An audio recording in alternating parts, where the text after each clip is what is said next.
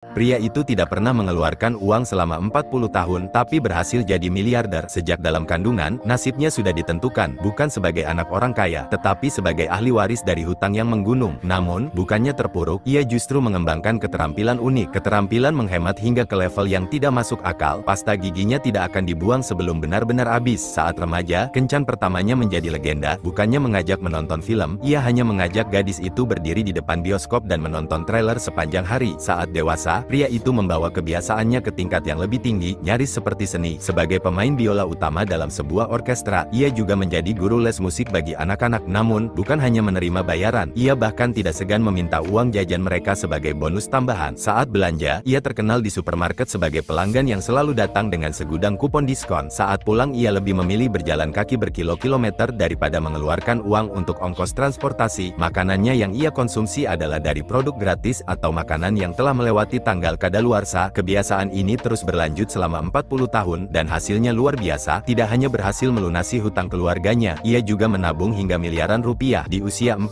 tahun, ia masih melajang, meyakini bahwa wanita dan anak-anak adalah musuh utama bagi dompetnya. Namun, segalanya berubah ketika seorang pemain cello muda yang baru bergabung di orkestra mulai tertarik padanya. Wanita itu mengagumi keahliannya bermain biola dan mengajaknya makan malam bersama. Pria itu langsung panik. Baginya, makan malam berarti membuang-buang uang. Ia pun segera melarikan diri sebelum sempat menjawab. Namun, setelah mendapat masukan dari penasihat keuangannya, ia mulai mempertimbangkan untuk mencoba berkencan. Meskipun setuju untuk makan malam, ia tetap berpegang pada prinsipnya, tidak mengeluarkan uang sama sekali. Namun, rencana itu mulai runtuh saat melihat wanita tersebut memesan seekor lobster biru super mahal. Sementara ia mengunyah roti gratis tanpa berani menyentuh menu. Saat tagihan datang, ia terkejut bukan main. Seumur hidupnya, ia belum pernah melihat angka sebesar ini untuk sekadar makanan. Namun, sebagai pria yang menjaga harga diri, ia tidak ingin kabur begitu saja. Ia harus menemukan cara untuk keluar dari situasi ini. Saat masuk ke toilet dan melihat alat pemadam kebakaran, sebuah ide muncul. Ia pun menekan alarm kebakaran, menciptakan kepanikan, dan dengan cerdik ia melarikan diri tanpa membayar. Setelah kejadian itu, ia semakin yakin bahwa tetap melajang adalah keputusan terbaik. Menurutnya, hubungan romantis hanyalah perangkap yang akan membuatnya kehilangan uang. Tapi, baru saja ia berhasil menghindari satu wanita, datanglah wanita lain, seorang gadis berkacamata yang mengaku sebagai anaknya yang telah lama hilang.